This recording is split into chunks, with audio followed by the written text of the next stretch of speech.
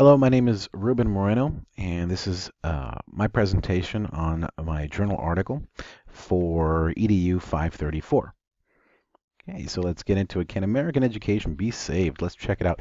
The current law of the land governing the our education reform right now is No Child Left Behind.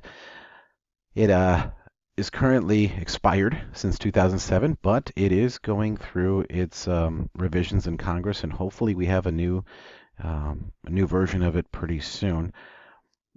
Current law was started by former President George W. Bush 3 days after he became president, when he summoned about 500 educators into the East Room of the White House to reveal his plan for American education reform. And he called it No Child Left Behind because he took it from from Marion Wright Edelman's 1990 slogan for the Children's Defense Fund, which called for the reduction in the number of children who were living in poverty. And so Bush emphasized that the focus of this plan was ensuring that every single child in the U.S. is educated and not one would be left behind. So that's where we got its name from. It really is the seventh iteration of the Elementary and Secondary Education Act of 1965, which was passed by Lyndon Johnson's administration in his epic War on Poverty. And what it did is established a number of programs under that umbrella of the ECEA, the ESEA, now known as NCLB. So right now there's 45 other programs under the NCLB umbrella.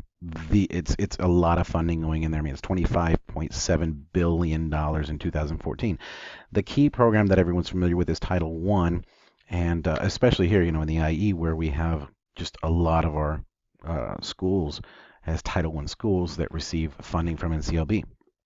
NCLB is founded upon four principles. One is the high stakes testing. We all know so well that's implemented where every child from third grade to eighth grade is tested.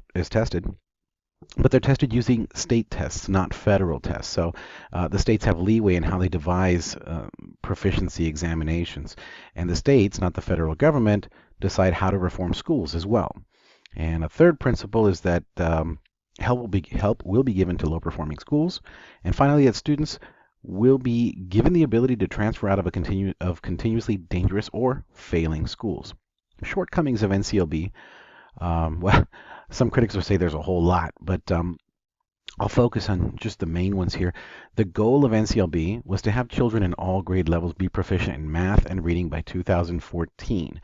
But the law left the definition of proficiency up to the individual states, which is kind of a problem because you can then dumb down the standard and have more kids be proficient instead of raising the standard, which means, it could mean that a lot less of the student population will achieve proficiency. So in order to get your funding, you're going to want to bring it down and have more people pass, and then that way you can start putting measures in place to create what's called adequate yearly progress, AYP.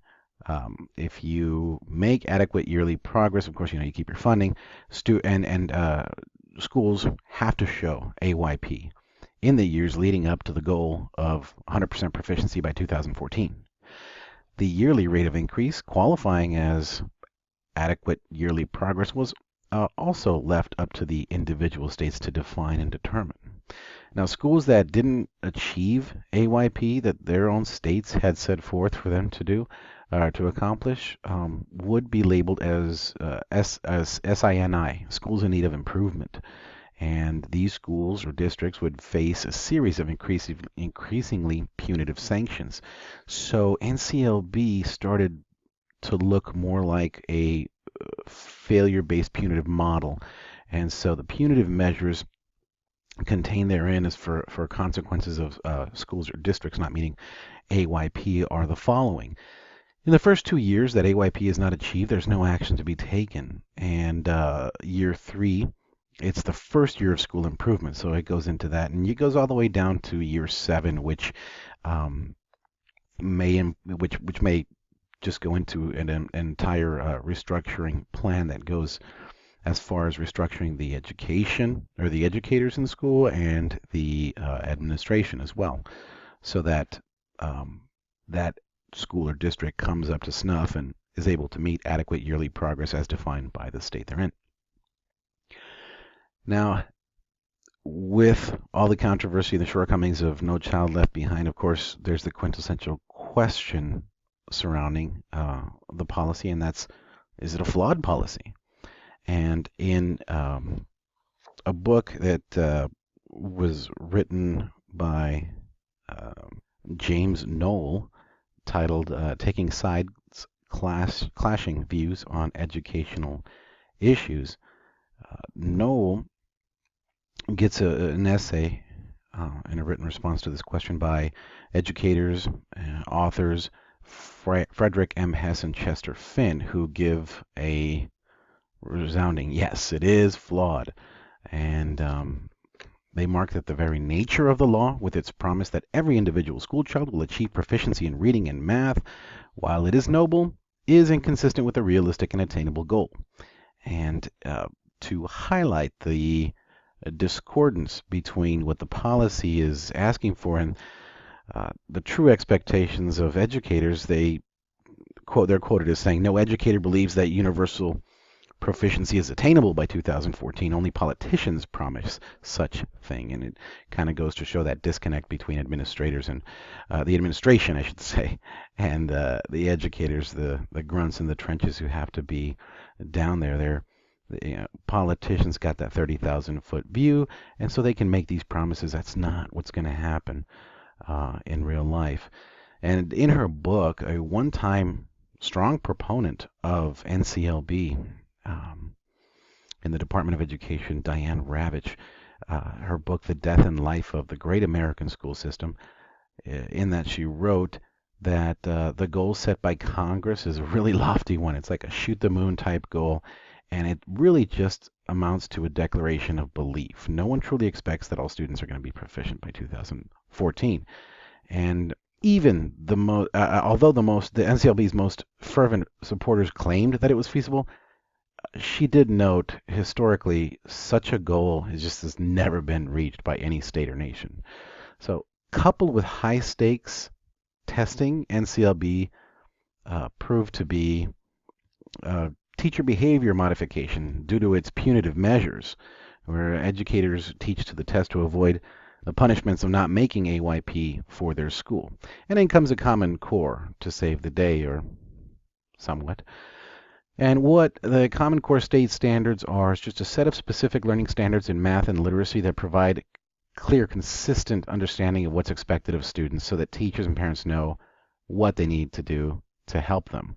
And it wasn't developed, Common Core state standards were not developed by the federal government. It was sponsored by the National Government Association, the Council of Chief State School Officers, for establishing consistent educational standards across the states. And so that not one state will have different standards than another. Everybody gets these consistent standards, and everybody rises together through these rigorous standards. Well, what they do is they promise to engage in promoting authentic mastery of the material, where the testing for NCLB does not measure actual testing. Common Core state standards are trying to get there, and if you've had your students take the SBAC, the Smarter Balance tests, you see that they kind of, in terms of the level of rigor that they're asking the student to go through in answering questions, they are a little bit more elevated than NCLB, and it's a pathway to critical thinking, collaboration, and problem solving. So it helps students. I mean, that really does kind of try to measure their actual learning and critical thinking ability, which is preparing them for their future. And it also attempts to reverse the downward trend of U.S. scores in the Pearls and Tims by using its strengths to revolutionize teaching and learning. When compared to international progress, we can look at what has happened in Finland. In the last 50 years, they've gone from having a 40% high school graduation rate to a 99% graduation rate, and that was from 1950 to 2000. So they've just become a model of successful education reform, and they have turned the status of their country into being a technology-based economy that's one of the leaders of in the world, as far as that's concerned. They've done this by instituting well-planned reforms, and their national teacher program is one. There's not many. There's one program. It is highly selective. Not everybody gets accepted, and these teachers go and get their master's, and they just put through the ringer in terms of the rigor that it takes to become an educator. And the quality of an education system cannot exceed the quality of its teachers, is what they believe. So the quality of their teachers are the embodiment of the quality of their education system. And Finland does not have a wide range of quality. That's a good thing. It doesn't go from, this teacher's okay to this teacher's really good. All the teachers there have gone through the same process. It's top quality, and they produce top quality, highly effective teachers. They are required to have a master's degree. They go through evaluations, benchmarks consistently to ensure teacher efficacy. Many times there are 2 to 3 teachers in the classroom. And the focus is on the school effectiveness, and the teachers make the school effectiveness. Therefore, a lot of the focus trickles back down to the teachers. And the Finns stress a broad and individualized curriculum, and their entire curriculum is based in child development and learning theory. So it's evolving, and currently they're in the process of adopting a kind of a pseudo standard. It hasn't really gone through yet, but once again, it just goes to show from 2012 to 2013, 15, they're not settling for anything long term in terms of this is the way you teach and that's how we're going to do it. They are evolving to go with the trends, to go with the quantifiable data that they receive from their exit exams. And in their curriculum, students progress constantly, and they're constantly being assessed. And they're assessed, formative assessments, summative assessments, but they don't do standardized testing. And for them, what it means is that there's that elimination of the pitfalls of standardized testing. There's no teaching to the test or narrowing of the curriculum for to just cover the what's going to be on the test, and there's no possible fudging of the results, and there's no competing among the districts, and that's a good thing. The lessons we have to take away here is that the Common Core is making a noble effort to bring the same depth and breadth of international approaches to our education system. Okay, they were developed looking at international standards and taking the best that they had and the lessons that they had from a wide variety of high-placing nations to develop these standards so that we can get some of that good stuff over here. However, the Common Core just faces an uphill battle against the politics associated with it, and those politics are backed by just so many different people believing so many different things, because we're just such a multicultural society. We're not as small as Finland. We're not as homogeneous as Singapore. And our form of government's different. So, harkening back to does democracy hinder economic education reform? There's something to be said about having an efficient government that passes things without too much debate, and that's just not the way we do it here. So sure, Common Core isn't perfect. It's got its shortcomings. It still has high stakes testing, but it's a work in progress, and deficiencies are giving way to progress. We're learning from the mistakes.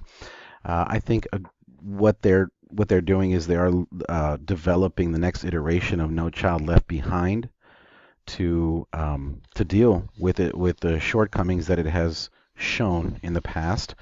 And so, overall, if those in charge of developing the next iteration of NCLB can devise an inclusive platform for the contribution of expert stakeholders, take the best from the Common Core, and develop a qualitative accountability system that yields quantifiable data for continual evaluation and revision for the purposes of optimizing and streamlining our education system, then there is hope, and we can reclaim our place as that city upon a hill, so to say. And if not, then we're going to be seeing another iteration that's going to take more years to come, and we'll be stuck in this kind of Mobius strip where we're just going to go around and end up in the same place. So we've got to get this done. We've got to come together. I think it's a good thing that it's been in debate for so long, because they're trying to get it right, and we'll see where it takes us here in the near future. Thank you very much.